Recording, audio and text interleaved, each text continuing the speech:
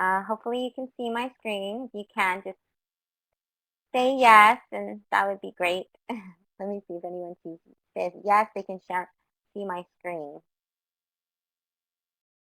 So if someone could type in yes, that would be fantastic. Okay, I saw Luis with the um, smiley face. So the how-to of learning stations. Well, learning stations are really great. Basically what they are is just a way of redesigning your room so that way you can have better classroom management and higher achievement. And I will show you research that actually has to deal with that. First of all, let's think about it. Students have various learning styles. We have various learning styles. There are ways that we learn that are very different than the way that the people next to us learn. And if you've actually been blessed to have children or to help raise kids in any capacity, then you would have observed this, that one of, especially if you have more than one child, or if you're a young learner's teacher, then you will observe that one child does really better sometimes with hands-on learning, another does really well with music, another does really well with reading. And so students, when they come into our classroom, they're full of different types of learning styles. When we think about how do we study, or how do kids or even teenagers study, well, when I look and I observe my students studying, or even the way that I study, these are some of the things that I've noticed. They listen to music, they watch television, and I'm talking if you observe them with their homework. They sit on the couch or lay in bed, they're on the computer, they snack, and they drink, and they take breaks. Now, when we think about not only studying, but this is the way that they learn, this is how their brain develops, and this is what they're used to when they get home. The problem is when they get to school, it doesn't support or mimic the environment that they are used to with learning. It doesn't provide them with the most optimal way of learning. So I really love Dr. Rita Dunn, and she talks about the done and done learning style model, and she is my personal hero and theorist that I have learned so much from. And so you can Google her, and I'll have resources for her much later. She recently passed away 2 years ago, but one of the things that she talks about with the done and done learning style model is about surveying kids. In the done and done learning style model, you can have kids take an online survey, and they have it for all ages, kids to adults. They have different types of these surveys, and they have to answer different questions about their environment, their emotional, sociological, physiological, and psychological elements that are around when they study. So the questions will ask something like, for example, do you listen to music when you study? Or, and it's multiple choice actually. So it'll ask things like, do you, and you can answer yes or no, or do you prefer fluorescent light? Do you prefer low light? Do you study better in the daytime? Do you like to study better in the nighttime? Do you like it to be cold when you are studying or reading, or do you like it to be very hot? Do you like to sit on the sofa? Do you like to lay down on a bed? Do you like to walk around the room and kind of shout ideas in your head? So it really gets the students to begin to reflect on the way that they learn best. You know, it has them really think about when they study, what their study habits are.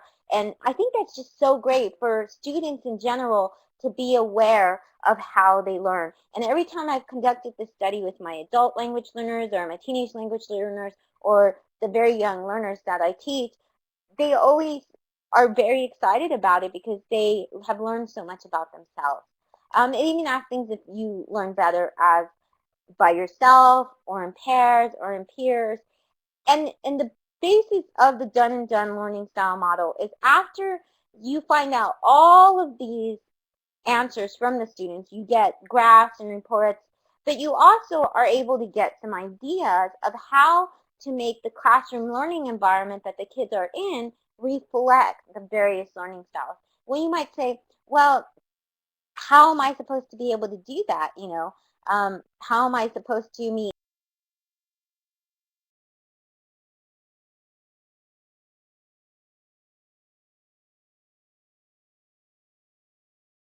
kid A? You know, maybe Thomas is very hands-on learning and likes to lay down. and play with blocks or something.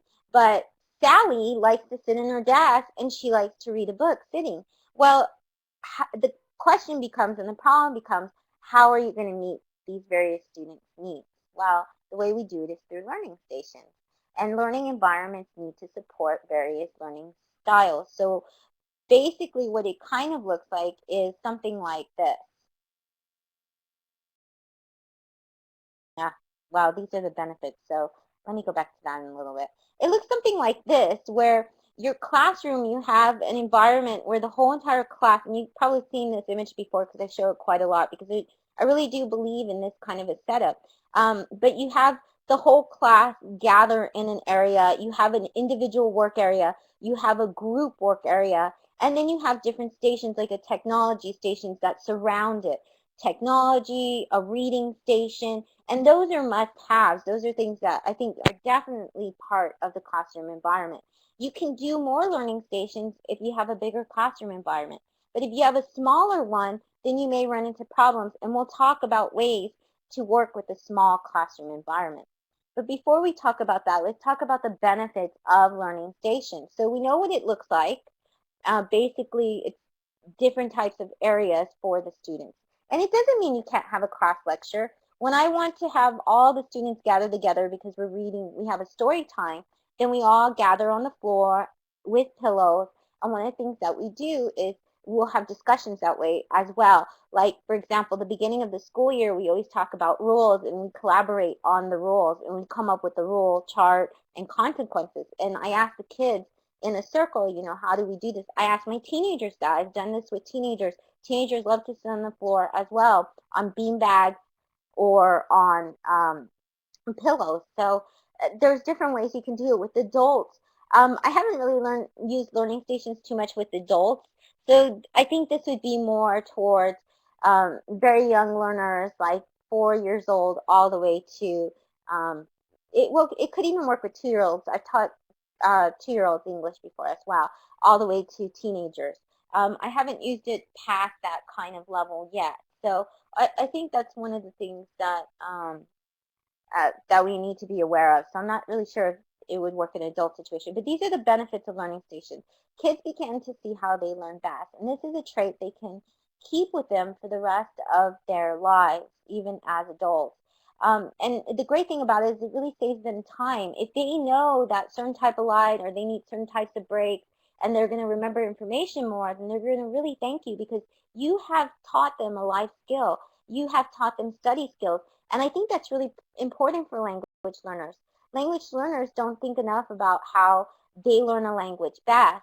And sometimes, when they're memorizing long lists of vocabulary, which they have to do, they have to be able to, there's a lot of drill in there. You have to learn chunks of grammar and things like that. And not every student is going to remember that the same way. But if they know how to learn it and how they remember it best, then they can save a lot of time in their study habits. It supports various learning styles. It's physically healthy. When you have a learning station, I had a student, and this is one of the ways that I started with the learning stations. I began teaching, I think it was in the 90s, in the late 90s, and I had this student, it was actually in 97, and he was very tumultuous. He would get up, he had ADHD, and it was severe ADHD. He was 6 years old, and he would fight with the other kids, and he couldn't sit down, and he couldn't pay attention.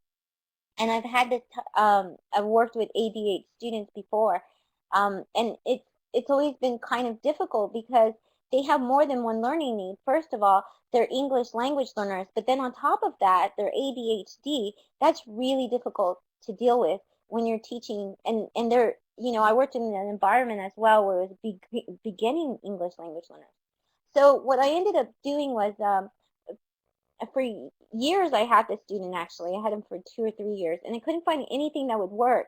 He was always in arguments, and I felt really terrible about this kid because I thought that I wasn't doing my job. I wasn't helping him learn. But then I realized, I started doing the learning stations. I learned this from a mentor of mine, and so I would say when he would get really angry or upset, or I could see that he was getting antsy, I would say, why don't you go to the Lego station? And he would go to the Lego stations and he would create these amazing like Lego buildings and things like that. And then we could talk about that. We could talk about the language of that, and he could learn in this kind of environment.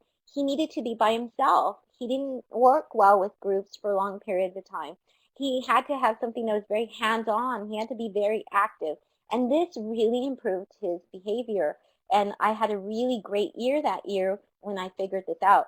It's physically healthy for kids to walk around the classroom, to take breaks.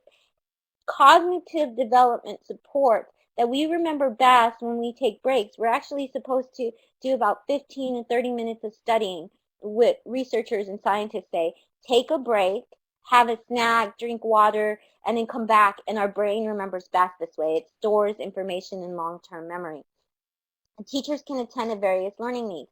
If I didn't have this type of learning stations environment, then the kids that I have kids that were dyslexia in one class, I had kids that had stuttering problems, and it was really difficult to kind of attend to all these various learning needs. But the great thing is when you have learning stations, you're able to do this very effectively because you can walk around the classroom while the kids are completing projects and tasks.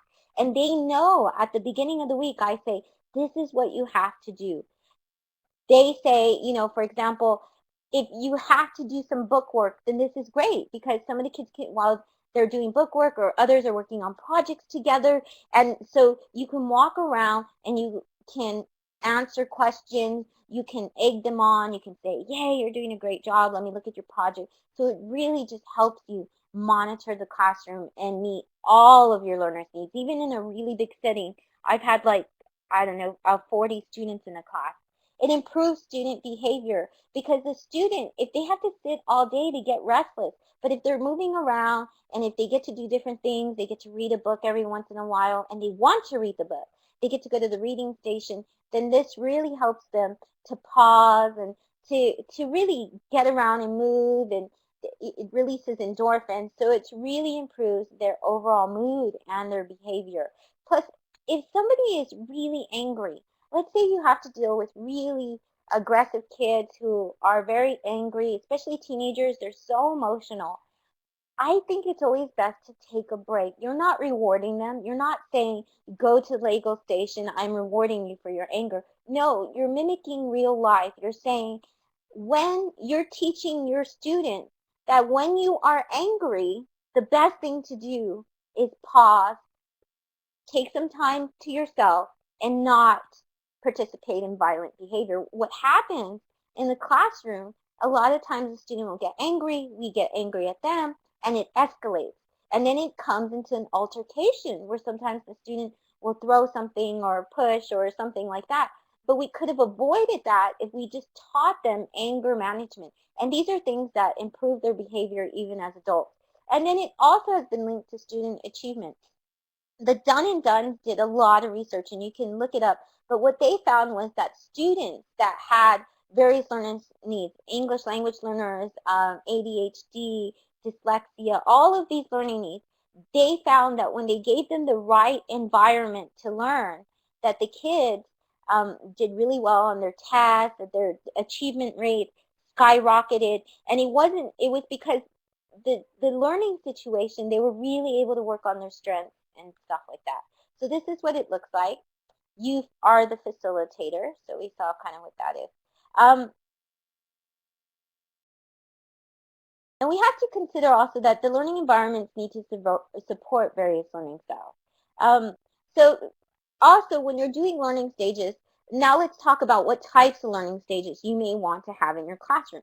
Well, the first thing that kind of determines this is, of course, to consider the developmental stage. So you want to, if you're working with young learners like 2 years old, you're going to have different things in your learning station. You're going to have different learning stations than you have with teenagers. But so, so I think it's always really great to consider the developmental stage. Kids, they're going to have a lot of learning stations where they want to play. They're going to have blocks. They're going to have Legos. They're going to have different types of games.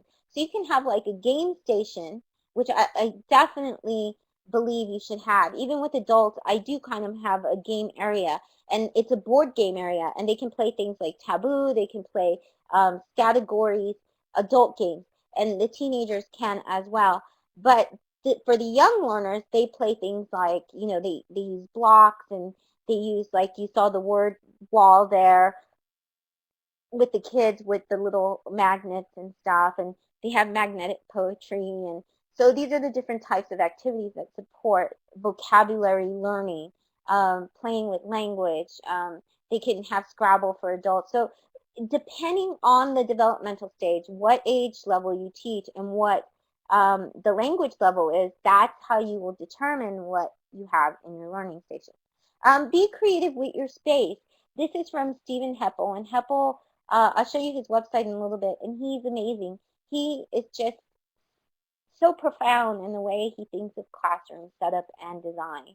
And so this is in Japan, and this is their reading station. And maybe you have a very short space. Well, these chairs are set up basically so that way you can save space. So you might say, I don't have a lot of room.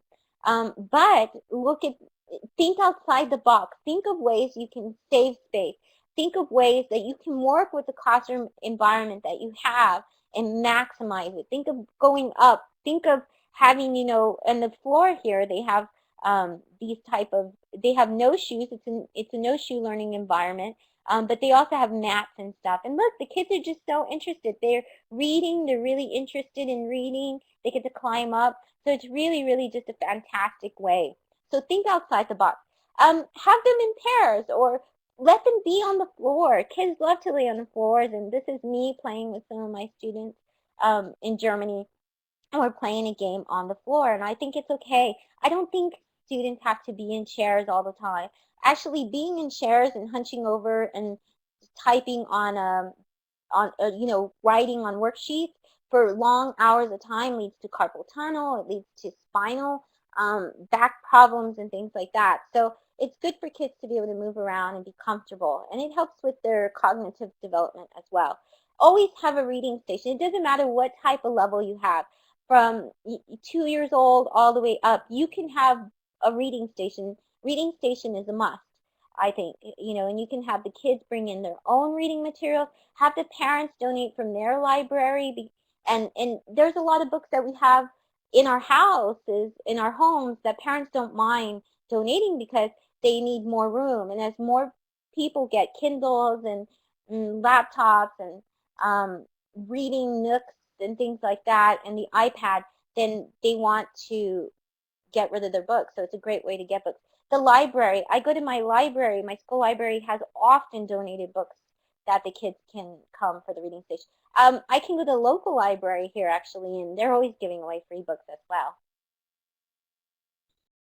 An art station, you can consider having an art station, and this is good for all levels as well. Now, this is an area that's going to get dirty, so you have to, your students, and what you can do is at the beginning of the year, make these as options. So you don't have to have all of these stations. You get to decide what's best for your classroom. I'm just giving you ideas, so that way, depending on your students, you know what kind of a station you can have. You can have art supplies. If you don't want it to be messy, then try things like Play-Doh.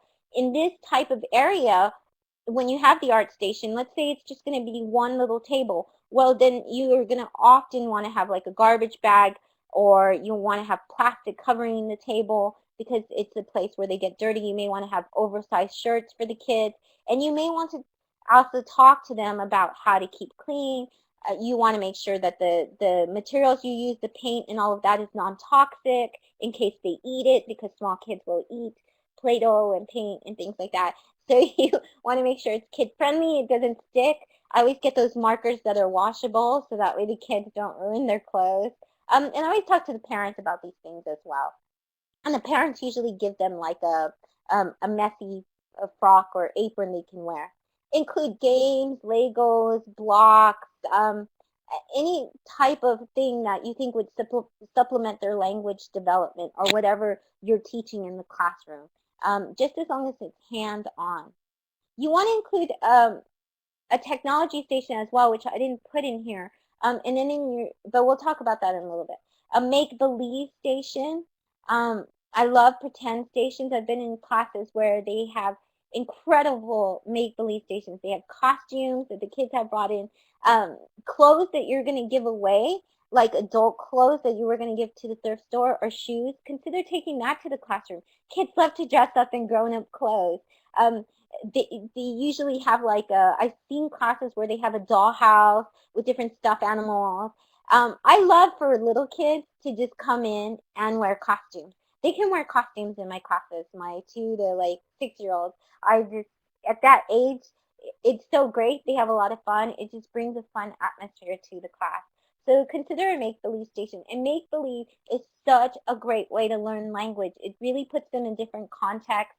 And you can do things like we're going on a bear hunt and things like that. And you can have the kids afterwards have an online or an offline writing, and have them mark down on a piece of paper, or online have them write or blog about what they did, or tell somebody else what their make-believe was for the day, or draw it out. If they're little and they can't write the words out, then have them draw what their make-believe was for the day. So that way they can associate the language with whatever they were make-believing. And whatever they have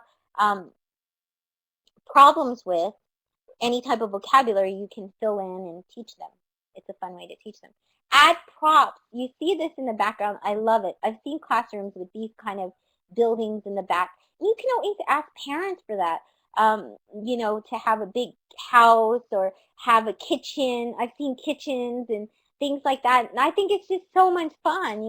The kids really get into it, and it really brightens up the classroom atmosphere. So these are things that you can possibly get donated. I've ridden to the grocery stores here, the supermarkets here, and I've asked them, could you please donate, this and this and this, and they donate it for me for my classroom. So sometimes, different businesses around your community, they have to sometimes, they have allocated a budget for giving away to schools and nonprofit organizations.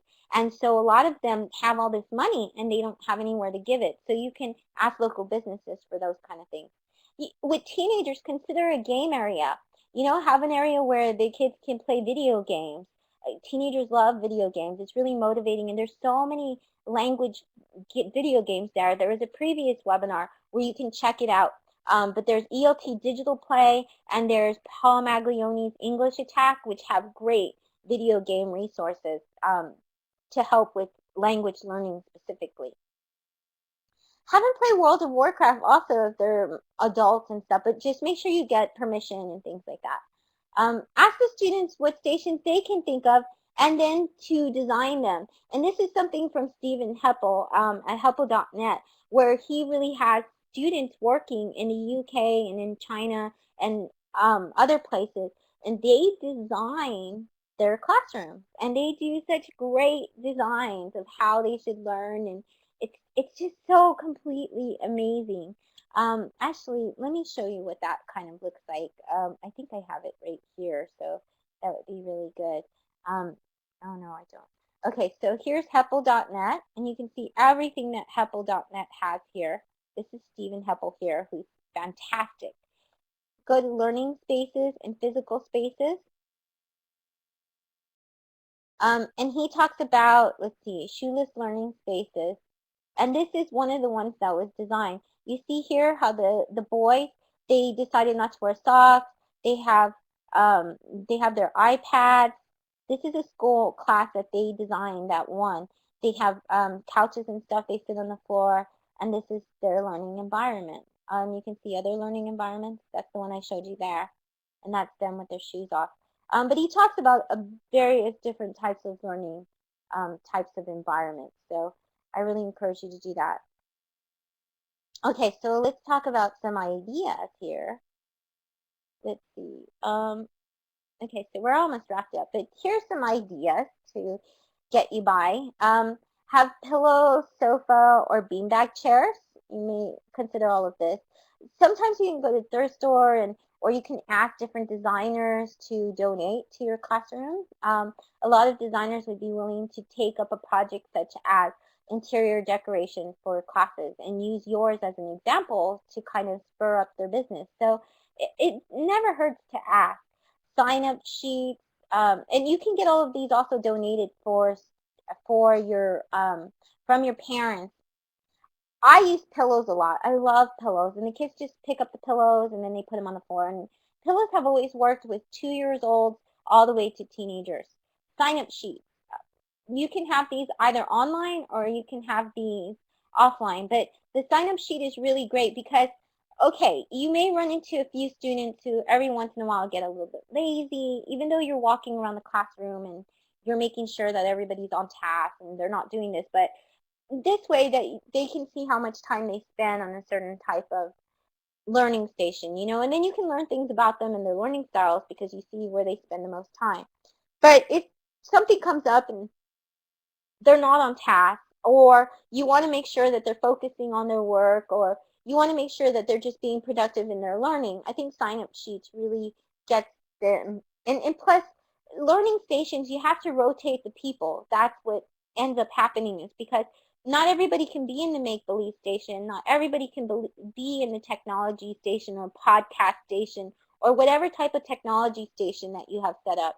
Not everybody can be in, like if you have a few computers, not everybody can be in the computer station. They have to share. I mean, they're sharing the environment. Not everybody can be in the game area. So sign-up sheets really help with that. Cleanup instructions. Each and the kids can come up with this. It's always better when you have kids come up with these things, because when you talk to them about it, then you set up responsibilities and they come up with the consequences. So it's really good for them to say, okay, for the art area, this is what you have to do. And then have your students come up with a step-by-step process for making sure that the area is cleaned up. Make sure you put the crayons away, make sure that you take off the bag, throw it in the trash, replace the bag on the table or the butcher paper on the table, make sure that you put all your books up on the shelf. So things like that, would be cleanup instructions. And each station will have its own that the kids come up with. And then, of course, you can help them. Station leaders. Each station every week have different station leaders, so they can make sure that the kids that went in signed up the sign-up sheet. They can make sure that they follow the cleanup instructions. And if they don't, well, then the station leaders will be the ones to go up to the kids and say, hey, you didn't clean up your area at this and this and time. So it helps you a lot, because what happens with behavior management, if you've taught for a long time, you realize there's a syndrome called mommy deaf syndrome. And what happens is that the kids, they hear you so many times say, listen, sit down, be quiet, and all of these things, that they become deaf to you. They become deaf to your instructions, but they will listen to their friends who say, by the way, I think you didn't clean up your station. And the good thing about station leaders is that you're rotating them every single week. So when you rotate them every single week, it's not the same person saying you need to clean up your area. It's all of them together having this responsibility to help each other out. Hands-on games and materials.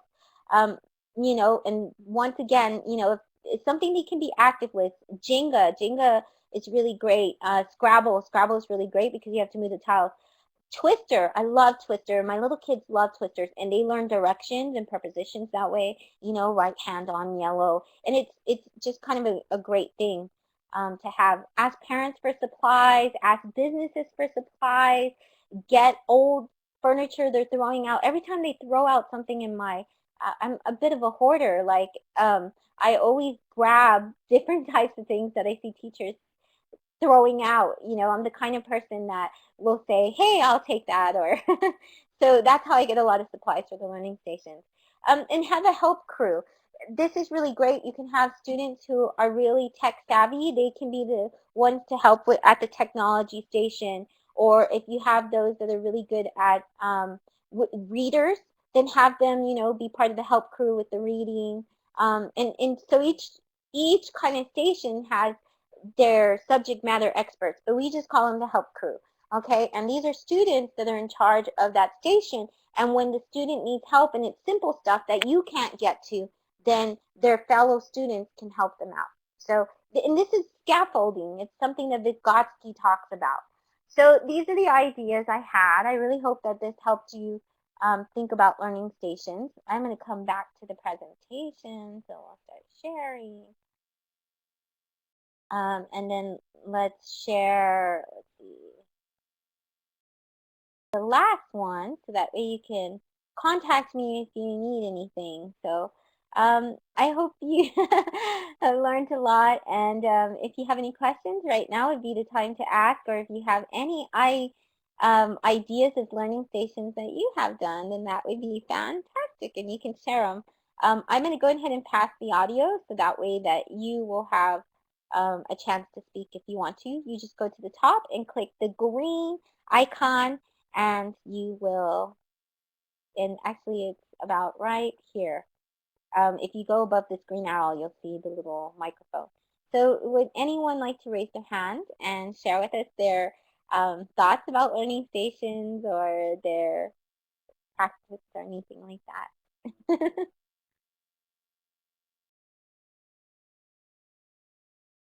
Okay, well, then I am going to, I didn't get to see the chat this time. Oh, you can't have a learning station, Louise. Um, why can't you have a learning station?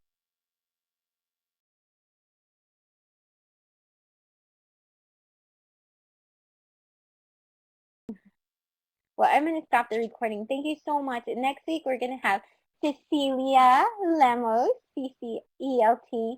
And Ceci, did you want to go in the microphone and tell them about what you will be talking